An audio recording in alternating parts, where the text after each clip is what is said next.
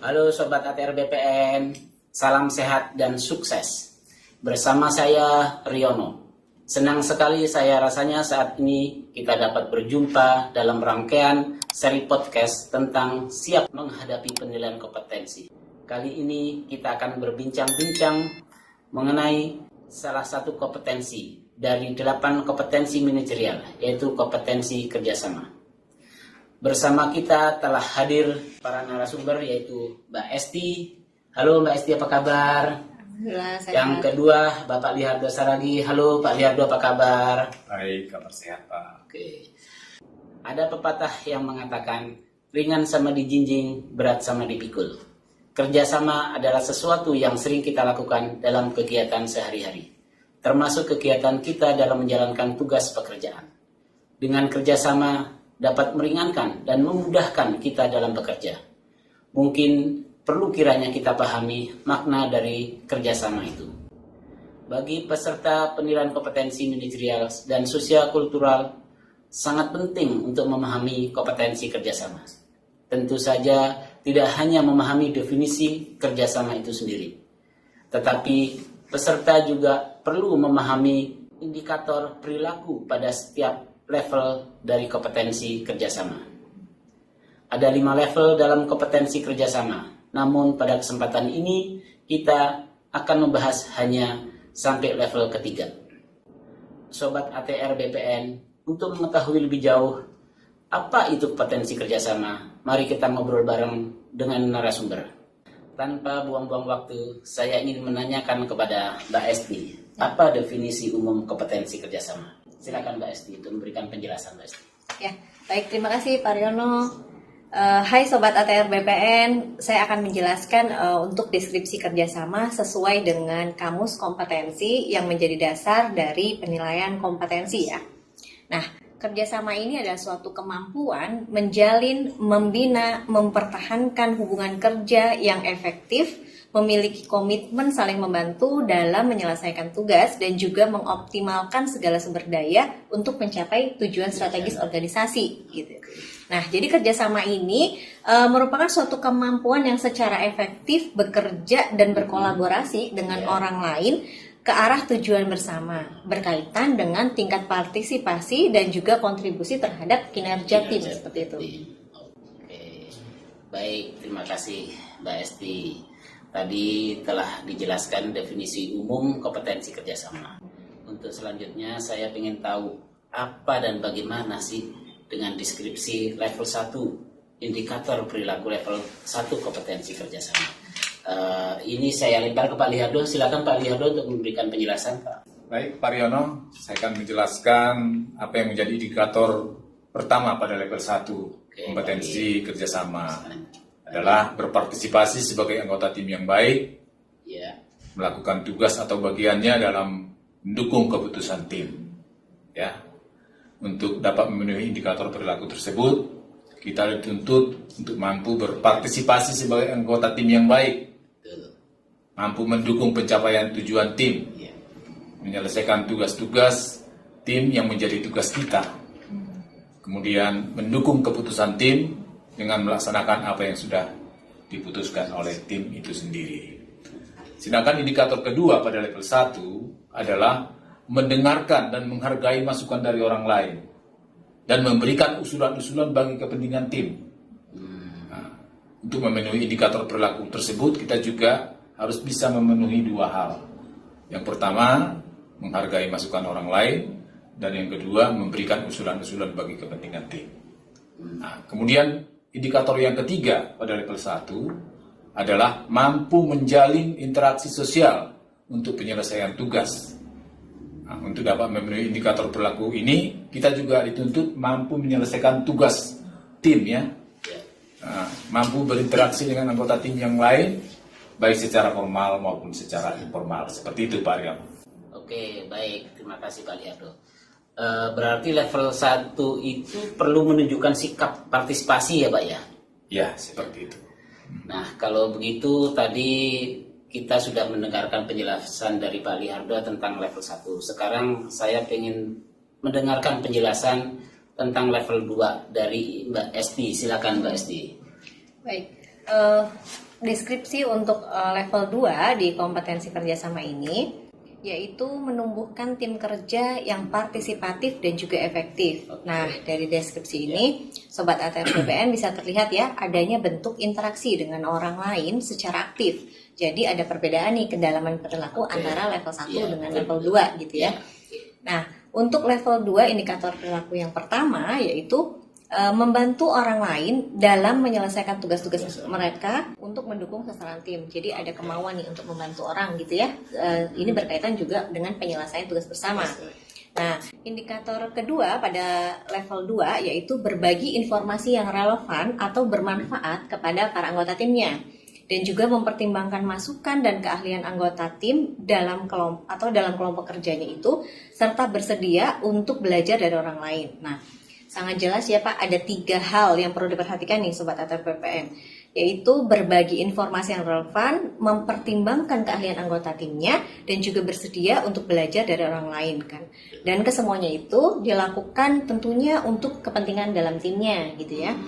Nah, indikator ketiga dari level 2 yaitu membangun komitmen yang tinggi nih untuk bisa menyelesaikan tugas tim.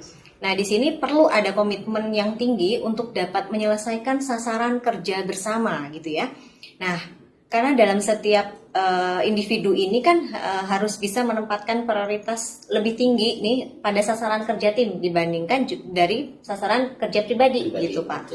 Nah, sehingga untuk level 2 ini sudah menunjukkan sikap kerja yang partisipatif dan juga efektif dalam berinteraksi dengan tim kerjanya guna menyelesaikan tugas bersama gitu.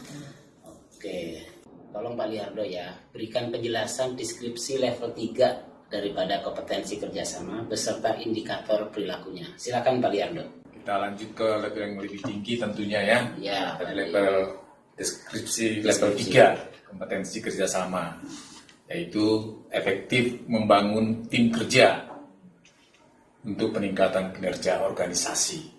Nah, kalau tadi pada level 1 kita dituntut berpartisipasi dalam kelompok kerja, level 2 kita dituntut lebih ya, mampu menumbuhkan tim kerjasama dalam secara partisipatif dan efektif.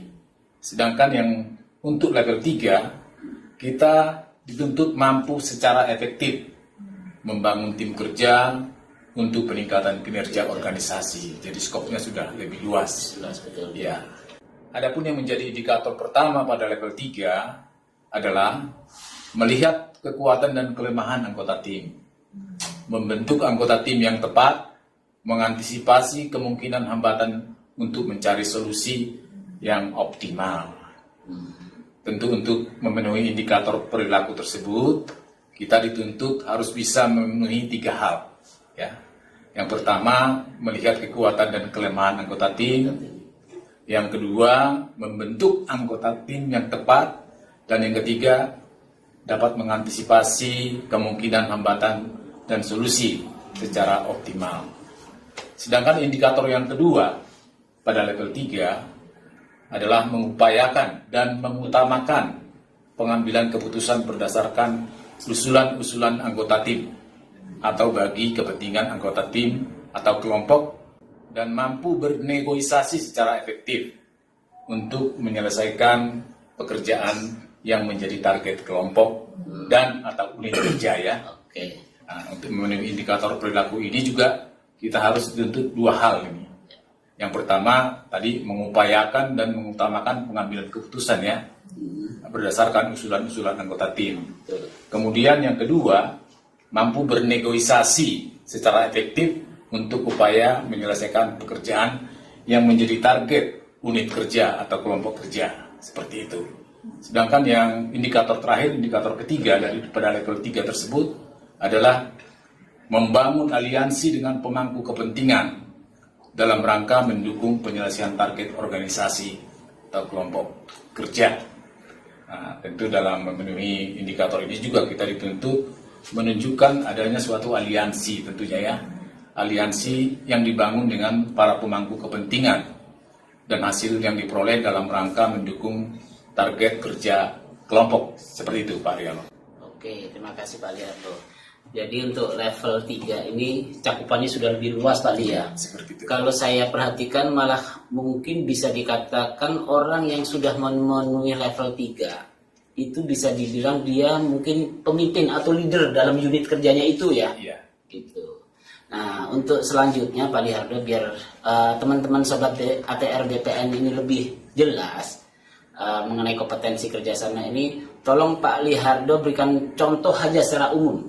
Kompetensi kerjasama ini seperti apa sih itu? Contohnya di perilaku sehari-hari Pak Lihardo. Oke. Silakan Pak Lihardo. Pak Riono, secara umum ya, misalnya kita sebagai anggota kelompok nih, Betul. kita dituntut bagaimana kita mengupayakan agar anggota yang lain mendapat informasi yang relevan dan bermanfaat, serta kita juga mampu mendorong partisipasi aktif ya dalam kelompok kerja. Seperti itu Pak Riono. Iya.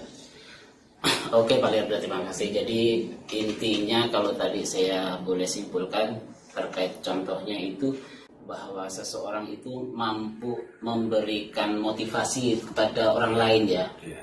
Gitu. Kontribusi gitu ya. Kontribusi atau motivasi kepada orang lain untuk lebih maju lagi. Iya.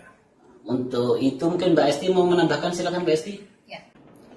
Untuk contoh secara umum, Sobat ATR BPN, mungkin untuk kompetensi kerjasama ini misalnya mampu menyelesaikan tugas dalam sebuah tim kerja secara tepat waktu dan juga bertanggung jawab, serta juga berkontribusi nih terhadap pencapaian sasaran timnya gitu. Jadi memang ada kontribusi dari orang itu untuk bisa menyelesaikan tugas bersama gitu. Oh gitu. Jadi bahwa dia itu berkontribusi untuk memajukan unit kerjanya gitu ya, atau tim yang dia pimpin gitu di level 3 itu ya khususnya. Oke, terima kasih Pak Lihardo dan Mbak Esti. Baik, demikian tadi penjelasan atau deskripsi kompetensi kerjasama yang merupakan salah satu kompetensi dari manajerial kultural yang dijelaskan oleh para narasumber kita. Sebelum kita tutup, barangkali ada closing statement dari para narasumber agar sesi atau peserta penilaian kompetensi bisa sukses dalam mengikuti penilaian kompetensi manajerial. Silakan Mbak Esti memberikan closing statementnya. Silakan Mbak Esti. Oke, baik Sobat ATR BPN, dalam melaksanakan tugas fungsi sehari-hari, seorang pegawai kan sering ditugaskan nih untuk menyelesaikan suatu pekerjaan dalam sebuah kelompok kerja atau tim kerja betul, gitu ya Pak ya. Nah, sebagai anggota tim, kita harus bisa melaksanakan tugas atau peranan kita ini dengan sangat baik gitu ya. Serta turut mendukung keputusan yang telah diambil atau disepakati oleh seluruh Dalam anggota tim tim. itu ya. Ya.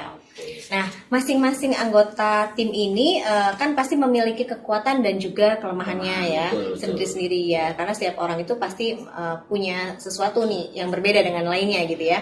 Nah, hal ini perlu untuk bisa dipahami agar dapat membentuk kekuatan tim sendiri dengan tepat gitu ya, dengan mengantisipasi kemungkinan-kemungkinan yang hambatan yang akan muncul gitu, yang akan dihadapi dalam melaksanakan tugasnya itu, kemudian bisa mendapatkan solusi yang optimal bagi keberhasilan dan tercapainya dari tujuan organisasi itu sendiri gitu Pak. Oke. Mungkin Pak Lihardo mau menambahkan, silakan Pak Lihardo. Ya, baik Pak Riono. Bahwa memang dalam setiap kesempatan dan ruang ya, setiap insan manusia di dunia ini pasti membutuhkan apa yang namanya kerjasama ya. Betul. Iya, demikian Tidak bisa halnya. hidup sendiri gitu. Iya, demikian halnya dengan kita seorang ASN ya. Pasti dituntut adanya kerjasama dengan orang lain di sekitar kelompok kerja kita. Iya. Nah, dan pada topik kita kali ini jelas ya bahwa seorang ASN itu harus memiliki yang namanya kompetensi kerjasama. Nah, untuk dapat memenuhi kompetensi tersebut, kita dituntut harus mampu mempunyai rasa solidaritas, menjalin, membina, mempertahankan hubungan kerja yang efektif, memiliki komitmen yang saling membantu dalam penyelesaian tugas tentunya, dan mengoptimalkan segala sumber daya untuk mencapai tujuan organisasi. Baik, Sobat ATR BPN, mari kita belajar menilai diri kita sendiri untuk level kompetensi kerjasama ini adalah penting ya, agar pada saat mengikuti penilaian kompetensi dapat menunjukkan eviden atau bukti yang tertinggi dari kompetensi tersebut yang benar-benar kita miliki. Nah, ayo kita berkinerja. Siap. Dan memiliki kompetensi tentunya. Oke, siap. Seperti itu. Terima kasih Pak Liardo dan Ibu Esti yang telah memberikan penjelasannya. Jangan lupa untuk like, comment, and subscribe ya Sobat ATR BPN. PPSDM, Road to Korpu, PPSDM, mencetak ASN muda unggul. Wassalamualaikum warahmatullahi wabarakatuh.